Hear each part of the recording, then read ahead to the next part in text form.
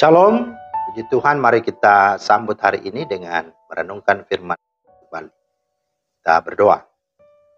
Bapa di sorga, terima kasih atas kesempatan kami ada lagi di hari ini.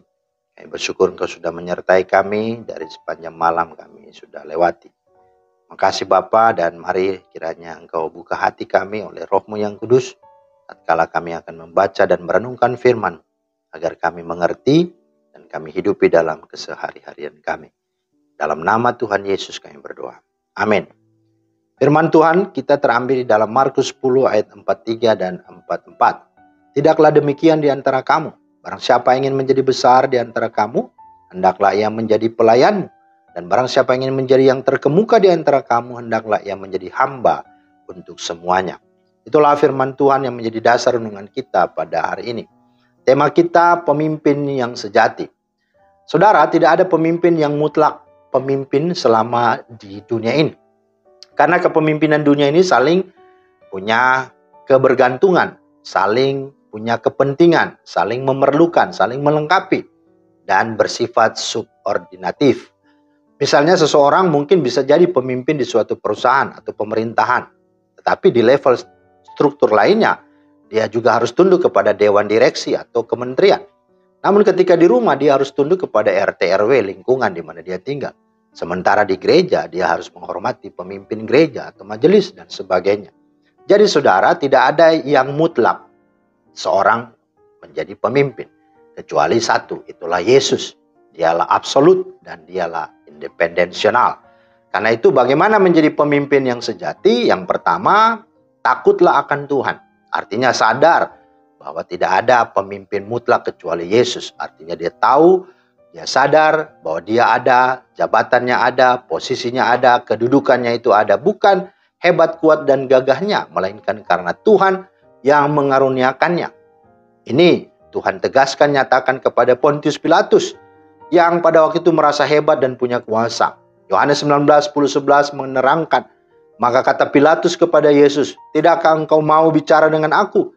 Tidakkah engkau tahu bahwa aku berkuasa untuk membebaskan engkau dan berkuasa juga untuk menyalibkan engkau?" Yesus pun menjawab, "Engkau tidak mempunyai kuasa apapun terhadap aku, jikalau kuasa itu tidak diberikan kepadamu dari atas." Itu jelas. Yang kedua, pemimpin yang sejati adalah rendah hati. Firman Allah berkata, sebagaimana firman kita yang kita sudah baca tadi, jika seorang ingin menjadi yang terdahulu, hendaklah ia menjadi yang terakhir dari semuanya dan pelayan dari semuanya. Atau disebut sebagai, barang siapa menjadi mau besar di antara kamu, hendaklah ia menjadi pelayanmu.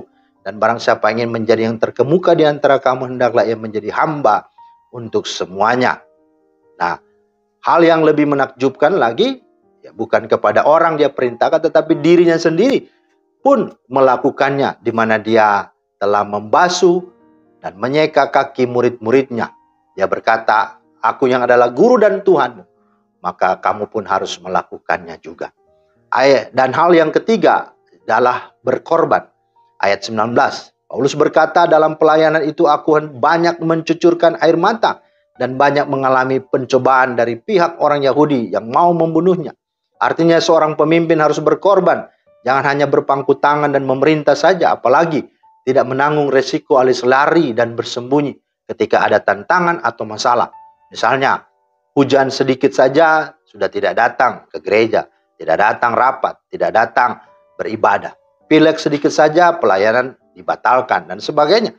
Apalagi kalau diancam, dianiaya, sudah pasti ia lari duluan, tinggalkan jemaat, bahkan mungkin karyawan kalau di perusahaan, bahkan anak buah kalau di kantor. Dan yang keempat, loyal dan total atau all out. Ayat 20, "Sungguh pun demikian aku tidak pernah melalaikan apa yang berguna bagi kamu. Semua aku beritakan dan kuajarkan kepada kamu, baik di muka umum maupun dalam perkumpulan-perkumpulan di rumah kamu."